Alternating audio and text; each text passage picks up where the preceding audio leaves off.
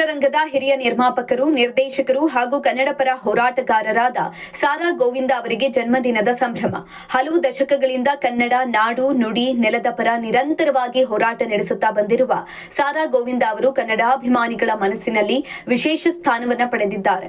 ಅವರ ಜನ್ಮದಿನದ ಅಂಗವಾಗಿ ಚಿತ್ರರಂಗದ ಹಲವಾರು ನಿರ್ಮಾಪಕರು, ನಿರ್ದೇಶಕರು, ಕಲಾವಿದರು, ಸ್ನೇಹಿತರು ಹಾಗೂ ಅಭಿಮಾನಿಗಳು ಶುಭಾಶಯಗಳನ್ನು ಕೋರಿ ಅವರು ಉತ್ತಮ ಆರೋಗ್ಯ, ದೀರ್ಘಾಯುಷ್ಯ ಮತ್ತು ಇನ್ನಷ್ಟು ಸಮಾಜಮುಖಿ ಹಾಗೂ ಕನ್ನಡ ಪರ ಸೇವೆ ಸಲ್ಲಿಸಲಿ ಅಂತ ಹಾರೈಸಿದ್ರು. ಕರ್ನಾಟಕದಲ್ಲಿ ಕನ್ನಡ ಚಿತ್ರರಂಗದಲ್ಲಿ ಕನ್ನಡ ಹೋರಾಟಗಾರರಾಗಿ ಇವತ್ತು ಅವ್ರು ಸಲ್ಲಿಸ್ತಕ್ಕಂಥ ಸೇವೆ ಇದೆಯಲ್ಲ ಅಪಾರವಾದಂತು. ಯಾಕೆಂದರೆ ಇವತ್ತು ಅವ್ರು ಎಲ್ಲೇ ಒಂದು ಕನ್ನಡ ಯಾವುದೇ ಒಂದು ಜಾಗಕ್ಕೆ ನಾವು ಹೋಗ್ತಾ ಇರ್ತೀವಿ, ಒಂದು ಚಿಕ್ಕ ಹುಡುಗನು ಕೂಡ ಸಾರಾ ಗೋವಿಂದವರಲ್ವ ಅಂತ ಕಂಡುಹಿಡಿತಾರೆ. ಬಟ್ ಆ ರೆಕಗ್ನೈಸೇಷನ್ನು ಸಿಗೋದು ಭಾಳ ಕಷ್ಟ. ಎಷ್ಟೇ MLAಗಳು ಇರ್ತಿರಲಿ, ಇವರು ಸ್ಟೇಟ್ ಲೀಡ್ರ್ ಇದ್ದಂಗೆ. ಯಾಕೆಂದರೆ ಒಂದು ಜಾಗಕ್ಕೆ ಸೀಮಿತರಾಗಿರ್ತಕ್ಕಂಥಲ್ಲ. ಅವ್ರಿಗೆ ದೇವರು ಆಯಸ್ಸು ಆರೋಗ್ಯ ಕೊಡಬೇಕು. ಇನ್ನೂ ಸಾಕಷ್ಟು ಜನ ಇವರಿಂದ ಸಾಕಷ್ಟು ನಮ್ಮ ಇವತ್ತಿನ ಅಧ್ಯಕ್ಷರಾಗಿರ್ಬೋದು, ಕನ್ನಡ ಹೋರಾಟಗಾರರಲ್ಲಿ ಚಿತ್ರರಂಗ ಸಾಕಷ್ಟು ಜನ ಬೆಳೆದಿದ್ದಾರೆ. ಇನ್ನೂ ಕೂಡ ಅವ್ರು ಬೆಳೆಸಬೇಕಾಗಿದೆ. ಆ ದೇವರು ಅವ್ರಿಗೆ ಶಕ್ತಿಯನ್ನು ಕೊಡಲಿ, ಇನ್ನೂ ಅವರು 100 ವರ್ಷಗಳು ಬಾಳಲಿ, ನಮ್ಮಂಥವ್ರು ಎಲ್ಲರೂ ಕೂಡ ಬೆಳೆಸಬೇಕು ಅಂತ ಹೇಳಿ ಅವ್ರಿಗೆ ದೇವರು ಒಳ್ಳೇದು ಮಾಡಲಿ ಅಂತ ದೇವರು ಕೇಳ್ಕೊಳ್ತೀವಿ. ಕನ್ನಡದ ಅಪ್ರತಿಮ ಓಟಗಾರರಂಥ ಸಾರಾ ಗೋವಿಂದನವ್ರಿಗೆ ಹುಟ್ಟುಹಬ್ಬದ ಆರ್ಥಿಕ ಶುಭಾಶಯಗಳು. ಭಗವಂತ ರಾಯರು ಅವ್ರಿಗೆ ಇನ್ನೂ ಹೆಚ್ಚಿನ ಆರೋಗ್ಯ, ಆಯುಷ್ಯ ಕೊಟ್ಟು ಇನ್ನೂ ಕರ್ನಾಟಕಕ್ಕೆ ಇನ್ನೂ ಹೆಚ್ಚಿನ ಕೊಡುಗೆ ಕೊಡುವಂಥ ಶಕ್ತಿನ ಕೊಡಲಿ ಅಂತ ನಾವು ರಾಯರಲ್ಲಿ ಕೇಳ್ಕೊತೀವಿ. ಆಗಲೇ ಹೇಳಿದಾಗೆ ಭಾಳಷ್ಟು ಇವತ್ತು ನಾವೆಲ್ಲ ಇಲ್ಲಿ ಒಂದು ಮಟ್ಟದಲ್ಲಿ ಇದ್ದೀವಿ ಅಂದರೆ ಅದಕ್ಕೆ ಕಾರಣ ಗೋವಿಂದನವರು. ಅವರಿಗೆ ಇನ್ನೂ ಭಗವಂತ ಹೆಚ್ಚು ಆಯುಷ್ಯ ಕೊಡಲಿ ಅಂತ ಕೇಳ್ತೀವಿ. ಹುಟ್ಟುಹಬ್ಬದ ಶುಭಾಶಯಗಳು.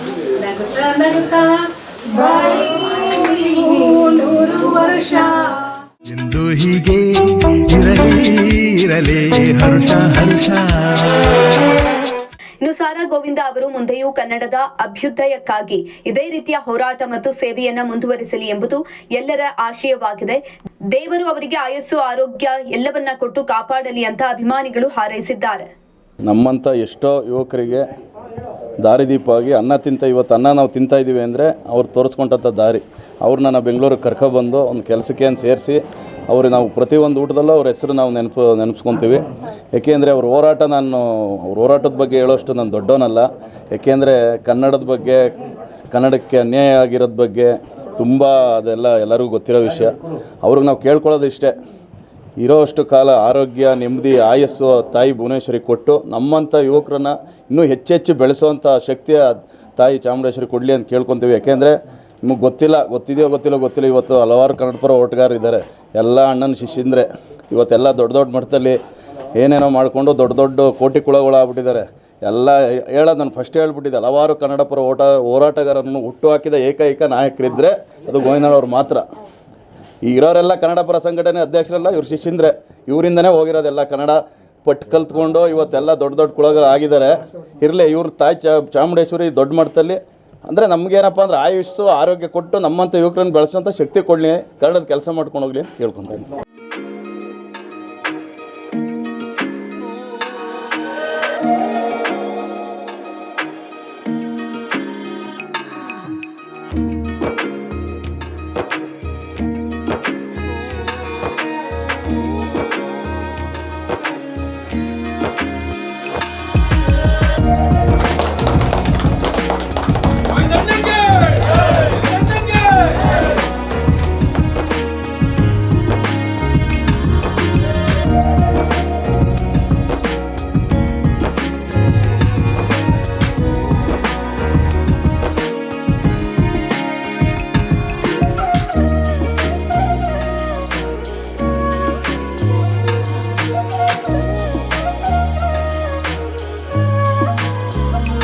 ನನ್ನ ಜನ್ಮದಾತರಾದಂಥ ನಮ್ಮ ತಂದೆಯವರಿಗೆ ನನ್ನ ಪ್ರೀತಿಯ ಹುಟ್ಟುಹಬ್ಬದ ಶುಭಾಶಯಗಳು.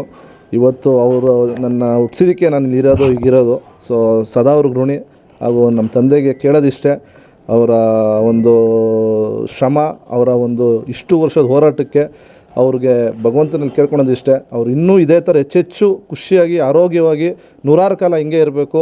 ಇಷ್ಟೇ ಎಲ್ಲ ಅಭಿಮಾನಿಗಳ ಜೊತೆ ಹಿಂಗೆ ಖುಷಿಯಾಗಿ ಅವ್ರ ಅಭಿಮಾನಿಗಳು ಇನ್ನೂ ಹೆಚ್ಚಿನ ರೀತಿ ಸಂಪಾದಿಸಿ ಇನ್ನೂ ಅವರು ಹೆಚ್ಚು ಕಾಲ ನಮ್ಗಳ ಜೊತೆ ನಮ್ಮ ಮಧ್ಯದಲ್ಲಿ ಇದೇ ಥರ ಅನೇಕ ಈ ಒಂದು ನಾಡಿಗೆ ಸೇವೆ ಸಲ್ಲಿಸೋಂಥ ಒಂದು ಶಕ್ತಿ ಆ ತಾಯಿ ಚಾಮುಂಡೇಶ್ವರಿ ಕೊಡಲಿ ಅಂತ ಕೇಳ್ಕೊತೀನಿ.